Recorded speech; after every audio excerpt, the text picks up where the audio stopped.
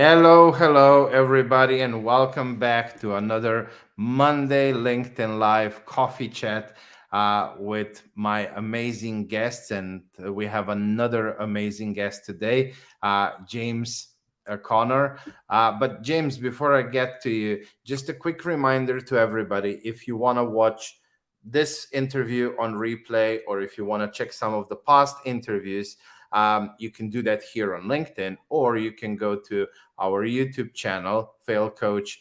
Very easy to find, and you can join there, and you have the whole library of the last, I think, like 2 years or something, when StreamYard decided to allow multiple streaming. So since then, we have all of those on YouTube. But before I go into too much random rambling, James, it's a huge pleasure to have you here. I'm very excited about the topic that we will cover today. But first, I would love to invite you if you can make a quick introduction of yourself for the audience, and then we'll go from there. Cool. Thanks, Miha. It's been a great pleasure to get to know you. My name is James Connor. I'm a social entrepreneur. I'm a co-founder of Ocean Ring Technologies, which is a small development agency. We handle, the usual web applications, mobile applications, but also I'm the co-founder of Flexible Sites, which allows us to help out a lot of nonprofits, startup founders, basically finding affordable tech partner so that they can create their MVP or prototype and then get it launched or get investment and then continue growing from there. And we just help them grow and scale as they get more customers and grow their audience. No, that sounds really interesting. I mean, I know a lot of people who are not that tech savvy. They might have good ideas, but they don't know how to really make them into reality. And of course, if you have a whole bunch of money, you can just go to an IT company and hire them to do the Correct. MVP for you. But Mhm. majority of startups can't afford to do that, so they're very open to looking to find technology partners that they can work with. So that's a great idea. I can see how it can be very valuable.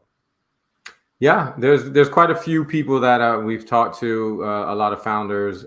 We've heard the same story. They go into a shop overseas or something and pay like 20, 25, $50,000 to build out their MVP, and then come to find out it's not exactly what they were looking for. We can usually build an MVP as low as $1,000 and then scale it up.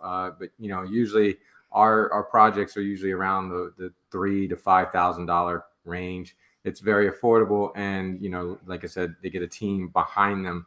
So if they're not in technical, we're there to help, but also I'm there to help guide them and give them insight. So it's been very lucrative for quite a few of our startups, but especially nonprofits who are thinking about either hiring an in-house developer or looking to grab an agency of their own. They don't have to do that. In this case, we just work with them, and then we continue being their partner. Okay, this sounds cool. Very cool. Yeah, I can see the benefit to that.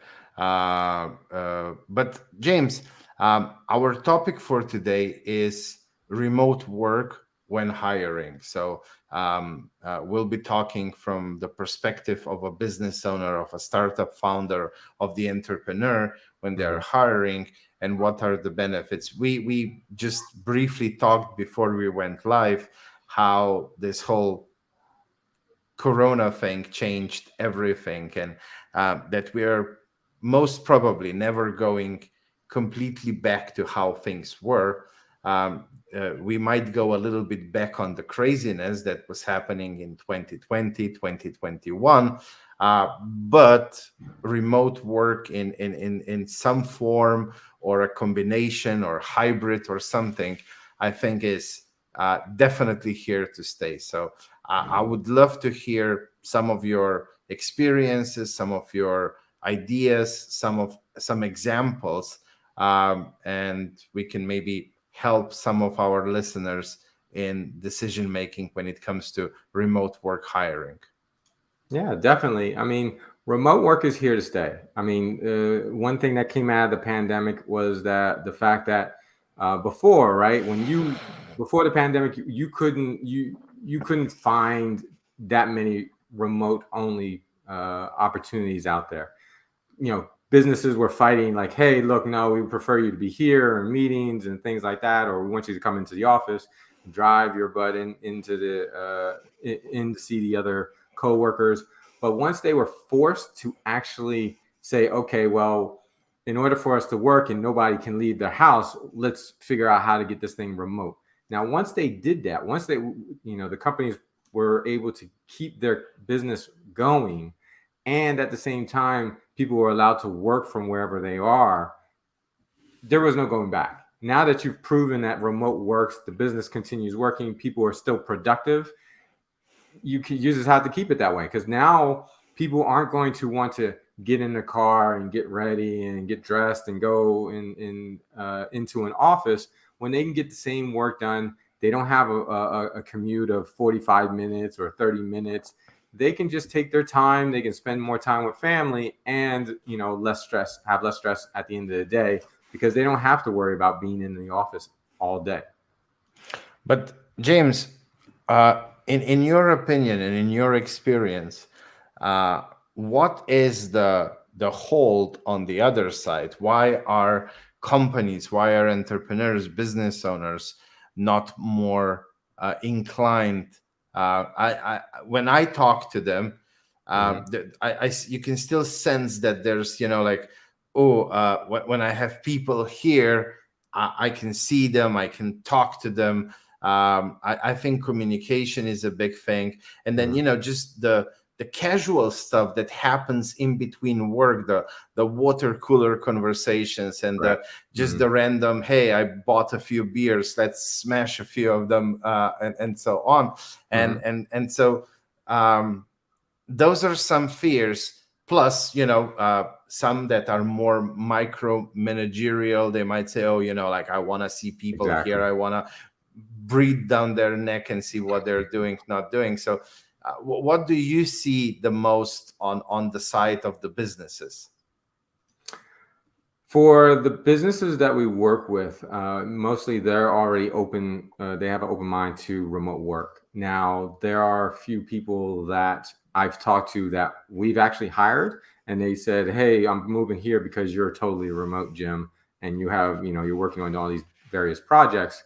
And then, we've had the discussion of why some employers are still holding on to the hybrid. They're saying, okay, we'll give you remote, but only 2 days out of the week or something like that. It's just a matter, just like you said, it's from the previous mindset where they feel like if the person is there, they can still micromanage them. There's still that, even remotely, you can still get micromanaged. But at the same time, you can't just, oh, let me walk out of my office and go grab that person, and see if they're at their desk doing work. It's more of, Slack or whatever they're using, Microsoft Teams. They'll send a message and they wait, and then they get frustrated if that person doesn't get back to them immediately. But here's the thing that a lot of employers do miss out, and there's the concept of deep work. Now, if I'm someone that enjoys doing deep work and just focusing on a task for like 30 minutes, no distractions at all. I just want to focus 30 minutes. I can shut down Slack. I can shut down everything and just focus on that task for 30 minutes.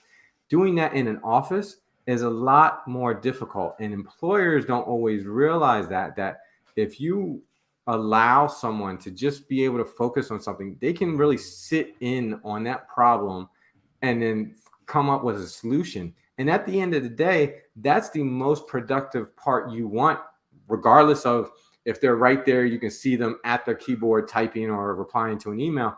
The fact that they can focus on something, just close off the rest of the world and get the task complete without any distractions is such a major benefit that employers that are still trying to keep people in the office miss out on. James, I'm not sure if this is something that you like talking about or if you have strong opinions, but what can entrepreneurs, what can companies do when it comes to the foundation. I mean, I'm very big on foundations, and I'm Hmm. always, Hmm. strategy, plan, execution. So you spend most of the time there, and then Hmm. if you do that, then the execution can be, very smooth. um, and I'm guessing before you start hiring remote people, it's good to lay down some foundations, prepare your company for different culture that will be created out of that. Exactly. Especially if you have some hybrid models where some people work in the company, some people are remote, and how to manage all of that. You really need to lay down strong company culture foundations and put some puzzle pieces in place. So um, I don't know if that's something you're comfortable talking about, but I would Hmm. love to hear, what are some of those foundations? How can a company prepare before they even start hiring remote workers? Yeah, so you definitely have to come up with the processes that work for the team. Now, here's the other thing. Not every not it's not an all in one. The same process isn't going to work for every team just because one, it might be a time zone issue, or two, it might not fit in with one of the team members not schedule, but that's just not how they work. So for instance, there's a couple of companies that they do a daily stand up, right? They get the team together, whether it's 5 to 10 people, they do a daily stand-up. Everybody says what they're working on that day, what's blocking them, and they have that process, and it allows them all to connect, even via Zoom, to talk. Share a little bit about how their weekend was, what their week was. So you can really use those stand-ups. They might be a little bit longer than the usual 15 minutes. It might be a 30-minute meeting, but you get to see that person, you get to talk to them, and that's where the collaboration and camaraderie can be built in that point. Now, at the same time, one of the processes that we use is to say, look, if you need to reach out to someone, go talk to them, chat on Slack if it's really quick, but if you need to, go into a meeting, make it 10, 15 minutes, discuss what you need to talk about, and that way they can just talk to each other. They don't need to be sitting next to each other or in the same cubicle someone looking over their shoulder. They can just do that at a Zoom meeting, share the screen, and then talk about whatever task they're trying to take care of. The other thing is that there's a lot of team building activities that are available to people online. It's just a matter of finding the ones that work best for you. Now, at the same time, there's going to be some times where people just they don't want to in the old days of going out afterwards, like, hey, let's go grab a drink and things like that, or let's do a meeting, a meetup after work or something like that. Those days are far few and far between. But I mean, people still like talking to each other and working together to solve a problem. Quick question. What are some of those activities that remote teams can do? Uh, uh, I've talked to a lot of entrepreneurs who went down the remote line, and I think one of the biggest question is when we were all here in the office, things were happening naturally as you work. You have 5 minutes of fun here. You chit chat with somebody. You do this. Mhm. You do that. And then they're saying we created Slack channels just for jokes and for fun, and we tried Exactly. this and we tried Mhm. that, and we tried playing online games and having gatherings on Zoom with bring your own bottle type of thing. But uh, somehow they weren't able to create an atmosphere that would be welcoming to all the team members, and that people would actually enjoy. And it was more like, oh, I have to join, then oh, I will. And somehow that personal, that easy aspect of collaborating in teams was not there. This is the thing that I hear probably most often out of everything when it comes to remote work. So, any ideas? Any you said there are activities that people can do. Just throw them in. Let's see. Maybe you can spark some ideas for our listeners. No problem. Yeah, some of the activities. One is going to be like a study break. So I don't know if you've ever heard of this startup, Miha, but there was one that startup that actually grew out of the pandemic where people had a hard time working remotely. Where they just, there was too many things going on in the house. Like the dishes need to be done, or I could do this, and they would always find these little things to do. So what they did is this startup actually said, okay, look, you're going to pay us to watch you while you work.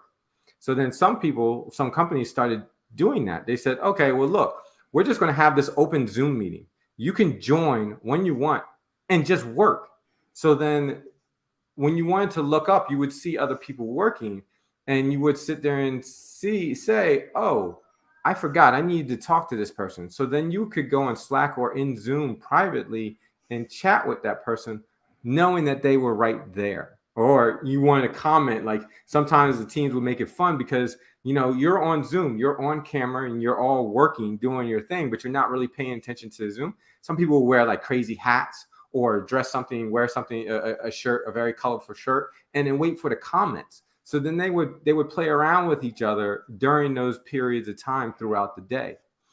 Other activities that people were doing are just like you said, they're creating channels in Slack or whatever software platform they're using, and saying, okay, they're asking a question, just an open-ended question or something, and then seeing the reactions and the comments, and then each other are learning about one another through those answers, to the point where it's like we might ask someone like, hey, what's your favorite TV series or something. If two people share the same TV series, they can take it offline or into direct messages and go ahead and talk about this. Says, oh, did you see this? And and it allows them to kind of get a bond. Although it's online, they can still build a bond there, and then be more comfortable when talking with that person or working with that person at the end of the day. There are a lot of different activities that are available. It's just a matter of finding which ones work for your team. In certain cases, a lot of these activities have to be asynchronous, meaning that don't put up a question and expect all the answers to be there in 30 minutes, right? Now there's going to be some people based off of time zones that are going to be able to say, okay, they're going to participate in this activity, but maybe 4 hours later or something like that. So an activity doesn't have to be a daily thing. It can be a weekly thing as well, to say, hey, you know what? Share this image, or share an image of you on vacation or something like that. And then you can build that out into a kind of gallery. And then people can talk about that gallery, like, oh, okay, hey, I'm looking to go to this place on my next vacation. Can you give me some tips and advice on it? Like those kind of things open us up to connecting and asking for help. And that's one of the best ways for us to connect with each other, is to provide help and to ask for help. And, it opens up conversations about things that we didn't think of in the first place.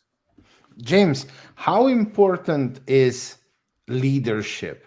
Because one thing that now listening to you, what I realized is that very often I heard from fellow entrepreneurs, we created this, we created that, almost like, oh, we're gonna open a few channels on Slack or whatever platform, or or we'll give an idea, and then we just expect people to follow through with that idea. So how important is proactivity from leaders, from senior leadership, from CEO and so on, to be the driver behind those activities? Or is it okay to just set the system up and then hoping for the best that the employees will just start communicating and doing the stuff without you having to do much? For me, leadership is important, but for me, I think what's most important is buy-in. Okay, or the first fan debate. So basically, if I'm a leader and I have this idea and I say, hey, this is a great idea, if I don't have any followers, anyone else that has buy-in, that idea is not that great, right? If I don't give any feedback, or anyone provides me some hey, I love this. This is a great idea. This is what I've been looking for. Then guess what? It's probably not a great idea. So for activities, I think for leadership, they should be listening to the people that, to the group to say, hey, what suggestions do you guys have? And then to make those lines of communication open, because without buy-in, without employees saying, we understand why you're doing this, and we think it's great, or we think this is a good idea, but it could be tweaked. That's where you get people to actually use the tools or the platforms or the processes that the leaders are setting for the rest of the group. Okay. Well, James, I want to go to another pillar. So now you covered a little bit on setting up some foundations and the communication, and but then we start hiring. So is the whole recruitment process, how we post jobs, how we do the interviews, how we do the onboarding of new employees, it's different now. Can you talk a little bit about that whole recruitment process, and how to adopt it to the remote hiring? So remote hiring is definitely, it's definitely tricky, and it's definitely different from when someone came into an office to do an interview. You knew it was them doing the work. In the case of online interviews, if there's a camera there, then you can see that person. But at the end of the day, right, you could have someone say, okay, hey, I want you to take this test, do it on your own time, and they can ask for help, right? You don't know if they're getting, it's not like in the interview at the office, hey, you got 15 minutes to take this test, and then I'll be back, and come back. So in those cases, interviews have definitely changed, but there's tools that allow you to say, hey, look, I have the shared Google document, and there's these questions on here. I'd like for you to answer them, and I'm just going to watch, on my computer. So it's just a matter of thinking outside the box a little bit with the recruiting. One example that we have for interviews is to ask more open-ended questions.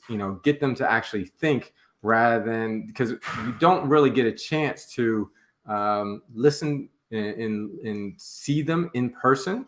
So you have to dig a little bit deeper and ask them, hey, okay, is there something you could teach me? What would you teach me? What's some knowledge you would share? Or ask somebody, okay, so you learned about our company.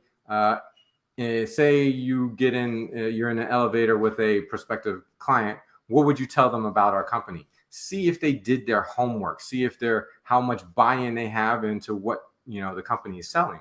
There's just different things that you have to do that changes the outlook of how you recruit.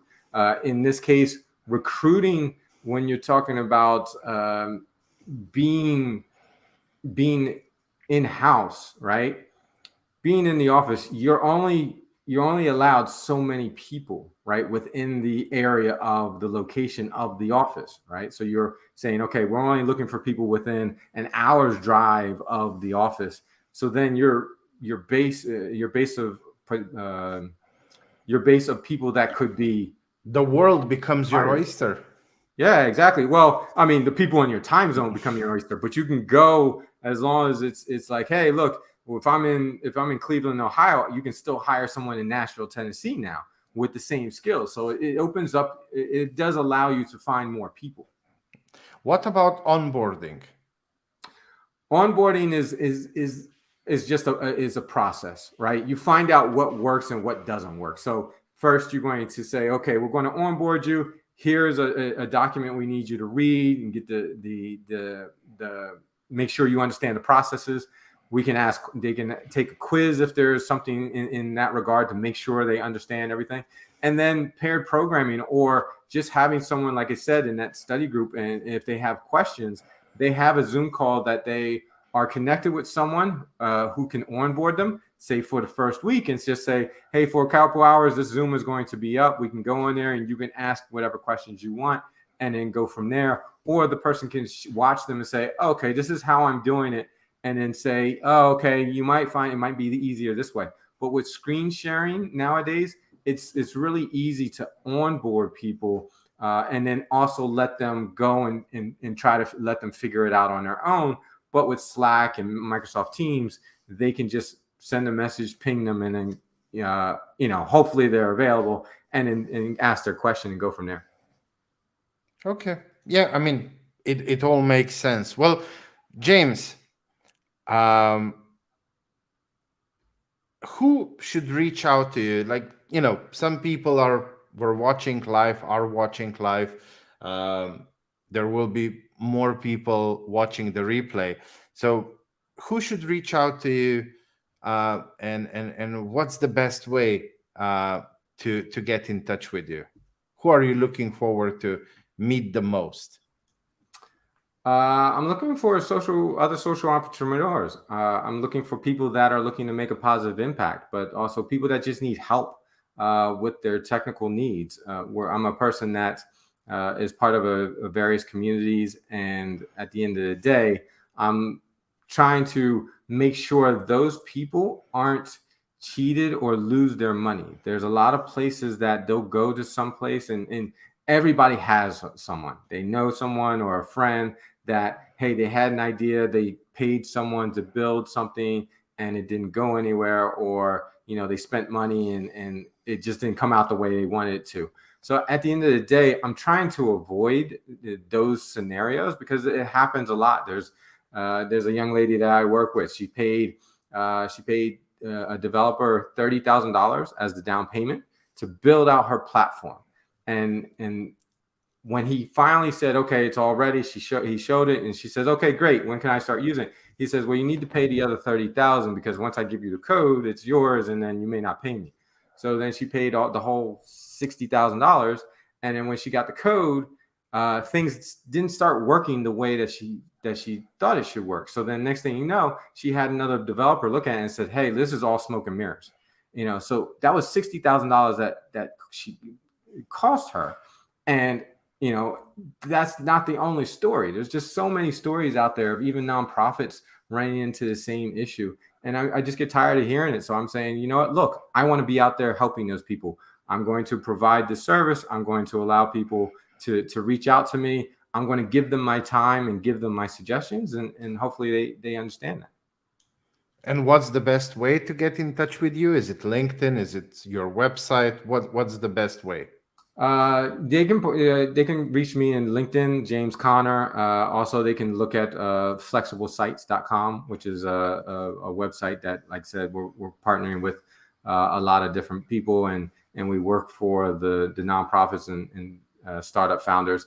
But reach out to me through Ocean Ring Technologies as well, if that works out better, if you have a more complex software system that you're looking to build. But if you have questions about remote work, like, connect with me on LinkedIn. Look at my posts. I'm always trying to go out there and show people that, hey, we're not going back, and these are the different ways that remote work is changing our lives, because we're getting more time back. And I mean, remote work just doesn't mean, hey, you're sitting in your house or anything like that.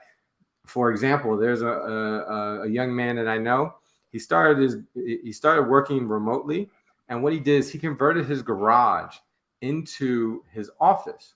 Now, lots of other people probably did that, but he went one step further. He basically shut off and nailed up the door between the house and the garage. So now the only way for him to go to work is to walk out his front door or his back door and walk through the outside side door of the garage to get into his office. So that's one thing that we all struggle with remote work, is that mental break, how to say, hey, I'm off the clock, and how the melding of the time at your home and the melding of work is starting to really overlap. You need to we really need to focus on that for our mental health. And that was one way that this guy has solved that. He says, hey, look, when I'm in the office, I'm working. When I'm not in his garage, he's not working. He's at home. And a lot of people need that. They go to a co-working space, or they go to some place where they can work. And people say, well, Jim, doesn't that cancel out the need for remote work if you've got a co-working space? No, because if I like working in the morning and that's when I'm most creative, that's when I'm most focused. I may want to go to a co-working space because I don't have quiet at home. I have kids running around and all those things, or I might have to do a podcast. I go to co-working spots, I do my work, and at from 8 to 12, and then at 12 o'clock, guess what? I go home to have lunch at my house, and I work the rest of the day at my house, and I'm there when the kids get home, or when the significant other comes home, and I can greet them for 5-10 minutes and then go back to work. So I mean, it's remote work really allows you to get a better work-life balance. But at the end of the day, you have to make sure it works for you. It works for your teams. Remote work, there's lots of possibilities, but play with different ideas and listen to the people that you're hiring and working with. They may have ideas out there, say, hey, these stand-ups, these daily stand-ups are killing me. Like, can we do it like Monday and Wednesday and cut out Friday? Or maybe you just cut it down to a weekly stand-up, because that's what we do. We do a weekly stand-up for each project. We schedule out an hour. Hey, and we try to keep it to an hour. Hey, what's going on? Catch up with each other for like the first 10 minutes, 10, 15 minutes. And the 45 minutes, what are we handling this week? What are the tasks? What are the things we want to get done? Who's being blocked? And then move on to the next thing, because remote work allows us to be asynchronous. If I like working later at night, okay, then you work later at night as long as the tasks are getting done. And you use task management systems to keep track of who's working on what, so that they can look at a visual board and know, okay, hey, Jim is working on this task. So, I mean, remote work works for a lot of people. You just have to find the processes that allow the teams to be as efficient as they can be. Yeah, I agree. Well, James, we are down to my last question, and it's a pretty open one, because I'm sure I probably didn't ask you something, or something that you want to share. So I call it the golden nugget of wisdom, where I just give you the floor, and what's that last thought that you want to leave the audience with. So yeah, please feel free to share whatever nugget you have. I appreciate it, Mia. I appreciate this time with you. This time flew by. I don't even feel like 30 minutes has passed by yet. One of the things I want to say is that if you are looking for a remote opportunity, if you're looking, another thing that remote work has allowed us to do is to not sit in a job that we're not happy with, right? Before it was like, hey, I've been at this job for 8 years, and in my area, there's just not that many other jobs that with that specialization or those requiring those skills. Now you can go and find those jobs all across the country, all over the world. So you have more flexibility to go and try to find something else. Now, here's one of the things I tell people when they're looking for a job that's just remote. You're going to have to cater every application or in your resume to that company, because just like I said earlier, right? A business now is not just held to who's within an hour drive or however many miles outside the office. They can go to anyone in the world if they're now remote. So now you're not competing just for the people in that area. You're now competing with people all across that time zone or that country. And so people want to, when a business looks at your application or resume, they want to know that, hey, you've got buy-in, that you're looking at them and saying, hey, I want this position because of this company and because of what you stand for. So when you're applying, make sure that you do your research about the company and business, and that you're sitting there saying, these are the reasons I want to work for your company specifically, and give them the reasons, why you're the best fit and what you're going to bring specifically to that business or company. Yeah, I mean, there's definitely more options on both sides. Exactly. For the businesses and for the employees, and yeah, you have to, if you really want to. A quote that I like to always say is, respect everyone but wait for no one. So you have to do what you have to do to make your dreams come true. And yeah, with more opportunities, you have to be fighting a bit harder to really get the ones that you want. Well, Yeah. James, this was an absolutely lovely conversation. Yes, we are past 30 minutes, but we knew that we will be anyway. So thank you so much for being my guest. Thank you for everything that you've shared. And your contact details are in the post as well, so people can easily find you, click on your profile, reach out to you, start a conversation, and you guys will then see where does that all take you. So yeah, thank you so much, and I wish you nothing but all the best on your journey, on your entrepreneurial journey and life journey. And I'm really looking forward to talking to you soon again. Miha, it's been a pleasure again, and thank you very much for the time. Thank you to the audience for listening to me go on for 30 minutes about remote work. And if you have any questions, by all means, reach out to me and message me. I look forward to connecting with as many people as possible, and hopefully I can introduce you to someone that can solve a problem for you. So feel free to follow or connect. And then at the same time, Miha is an excellent person. If you were looking to be a guest on the podcast or connect with someone that's got a really great mind for entrepreneurial spirit, reach out to Miha. He's excellent, and I've learned so much just from our two conversations that we've had so far. Well, thank you, James. Thank you for all your kind words. Well, yeah, have fun, enjoy, all the best. And yeah, I'm really looking forward to talking to you soon. Take care. Definitely. Ciao. Okay, ladies and gentlemen. So this was James. Um, I mean, really, really good ideas. And I love those examples, and just listening how passionate he is when you ask him something about the remote work and helping fellow entrepreneurs with IT stuff and so on. So I would really, really encourage everybody who found themselves intrigued by the different things that James said during the interview to reach out to him. He's an absolutely lovely person, great to talk to, very approachable, very kind.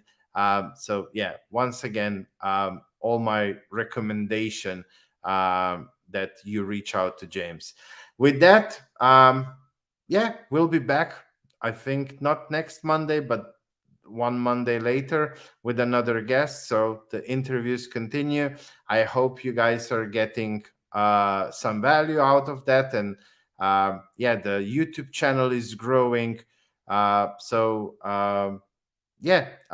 if you have anything you want to discuss, if you have any recommendations, if you maybe want to be interviewed or something like that, reach out to me as well. The best way is here on LinkedIn, and we'll have a little chat. Take care and see you next Monday. Bye.